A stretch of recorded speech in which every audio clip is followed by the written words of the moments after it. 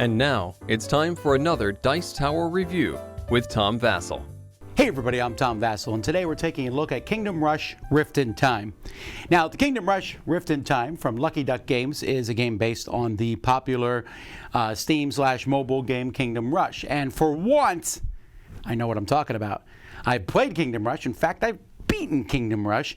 It is a tower defense game in which you are in some sort of fantasy kingdom. You'll use these lots of people are attacking. You build various towers of three different types usually.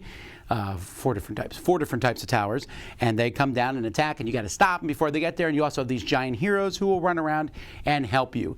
In this game, a 1 to 4 player game, cooperative game, you are playing one of these giant heroes, and you are trying to stop the enemies from destroying you. Here's how it plays.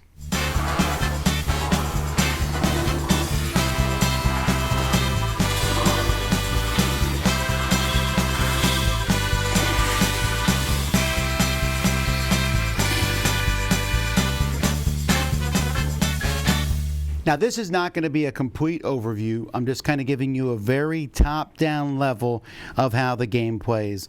You're going to be building according to a scenario, and there's a whole book full of scenarios that this is showing you scenario 2.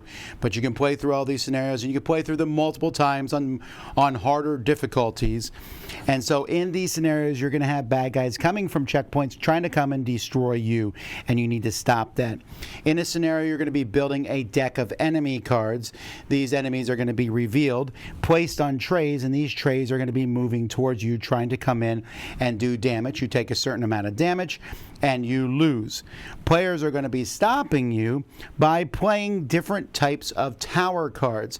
Players will start with a couple level 1 towers, but you have the opportunity to upgrade these towers by not playing one on your turn and passing it to somebody else, where it will go up a level.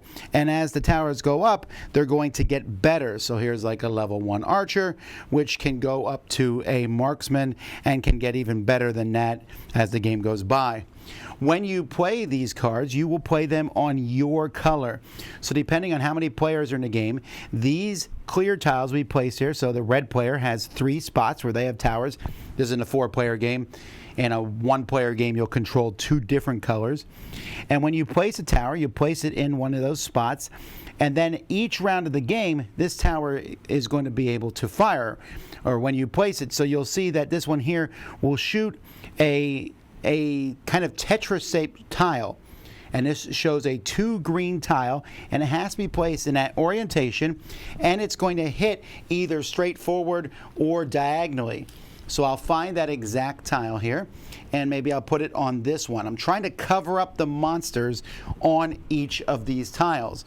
And the different towers will have different types of Tetris shapes, and you're just trying to cover up all the monsters. Once you do, that tile has been defeated.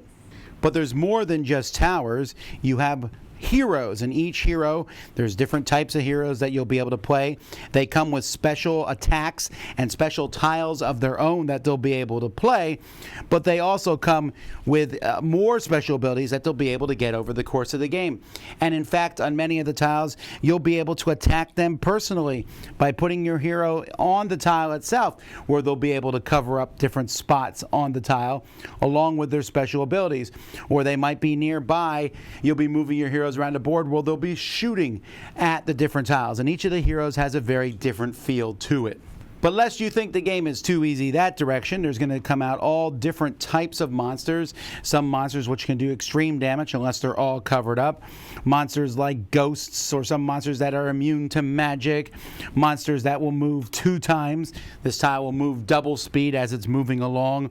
There will be, in a sense, I call these kind of like boss monsters, where the heroes themselves aren't as good against these, and you need to cover them up exactly to stop them before they come in. The game is a puzzle of sorts, because there's different rules for attacking the different monsters that come out. And as you put these towers down and as you pull them back and play them each turn, many of the level 3 towers that you have, while they're awesome in nature, like for example, if we look at the wizard tower here, you can see that this tower lets me attack in 3 different directions. So put out a pretty big piece, and I can rotate that piece, unlike most of the times. But if I attack one of these monsters with that, that's all well and good. but then I lose this tower. It doesn't come back. And as players defeat monsters, they're going to look at the back of them. They're going to get gem tokens, and these gems are going to be used to buy more towers, but you do have a finite amount of resources to be able to do this with. And then, like I said, each of the different characters has a whole bunch of different abilities that they're going to be able to upgrade to. And then players as a whole will also have spells that they can cast that you might recognize if you played the game. So there's quite a few more rules to the game. There are different types of attacks and things, but hopefully that gives you a basic idea. Each round you'll place towers, trying to put tiles on these to cover them up to remove them, and then after that the monsters are going to move and attack you, and you don't want them to get through your gate. In this particular scenario, monsters are coming in from 2 different areas. Sometimes it's 1, sometimes the area is changed over the course of the game, sometimes you have 2 areas that you defend, but that's how you play. There are a lot of pieces in this game. There are some pieces I consider almost unnecessary. This is more for if you play it as a campaign. The game actually comes with stickers that you'll be able to use and put on the map to show what you finished and completed. And it's just like the video game. Hey, I beat it on 1-star level, 2-star level, 3-star level, etc. You don't need to do this. You can just pick and choose any scenario. The scenarios come with a variety of boards that you're going to play with that you'll use to make the maps. But the maps are much smaller. These cards and the trays, this is a really cool concept. To put the enemies on the tray, you know, they have a hole in it, it's easy to push them out, and then it's just easy to move the tray along, especially once you start putting all these Tetris shapes on these trays, and it's just easy to slide the tray tile. This is a really cool idea. And then there's like this is the main big bad guy. There's miniatures in the game. There's little meeples that you have for these are guards that you'll put on that will slow down the tiles, and the artwork and stuff is all from the basic game itself here as you look at the different artwork and the spells. But I will say there is a ton of pieces in this game. It comes with a nice insert, but I'm probably going to get rid of my insert just to for more ease of figuring out where all the pieces are, because there are tons of tiles, there are tons of pieces and cards and miniatures and stuff, and there's just a lot going on. The rule book also is okay. I wish it had been maybe written slightly more as in, I'm a dummy, I need to figure out the game. I feel like it could have done maybe a better job for that, but overall, I'm pretty happy with the components. Now I'm going to jump right in here at the beginning and say I like this game. I think it's fun. There's a lot of really interesting things in the game. And the reason I say at the beginning is because I do have a few problems with the game. And one of these, well, the first thing is not necessarily a problem, but you need to be aware of this, is that while this is cool, and I love the artwork and the heroes, and they certainly paid a lot of homage to the game with the special abilities and the characters, and I recognized everything. And yeah, there's these cannons shoot bigger, more powerful shots, and the archers have more directions, but they're weaker shots, but they can hit farther away maybe. That all is cool. But it does not feel like the game.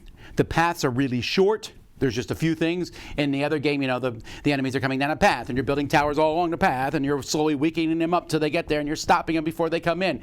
Here, the paths are really short, and there's some just funky things in this game, like a level 3 tower. When you use it against certain enemies, it comes back in your hand. That doesn't have anything to do with the game.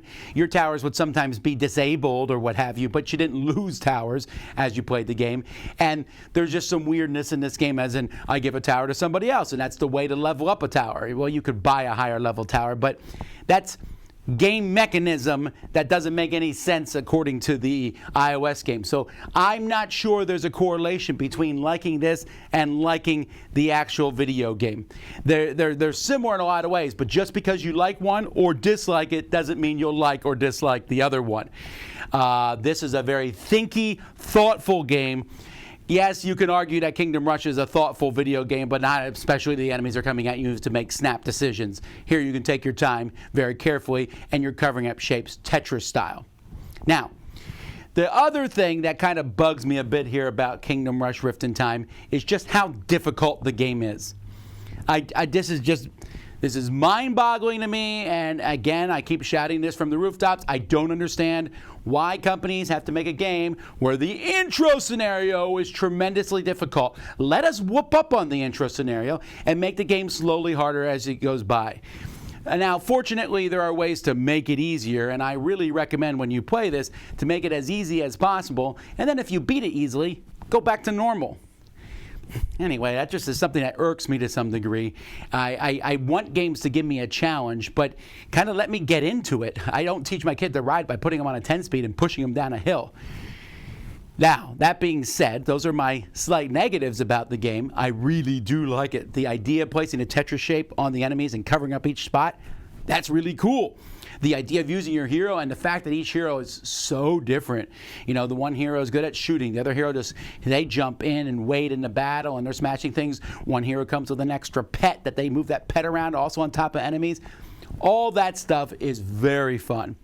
And it works really well as a solo style game. You sit there, I mean, to some degree, it's a solo style game even when you're playing with other people. But when you're playing with other people, it's still a lot of discussion. In fact, we played, the very first game of this we played here on the channel, and you can go and watch us having played that game to see what it's like. And yeah, it's just a neat concept. It's fun. It is, there's a lot of talking back and forth. So as long as you realize that you're not getting Kingdom Rush necessarily, you are to some degree. There's the special abilities, there's Rain of Fire, there's this character, there's these guys who move faster than everybody else. Great. It is a tower defense game, but it plays and feels very differently. It's also fairly difficult, but great components, great art, tons going on, tons of variety. Games are going to feel different. It's going to provide you with some meaty challenges, and I think it does an excellent job at being played solo. Put all that together, and it is a game that I enjoy. Check it out, Kingdom Rush Rift in Time. I'm Tom Vasel. We'll see you next time. Dice Tower Judgment approved.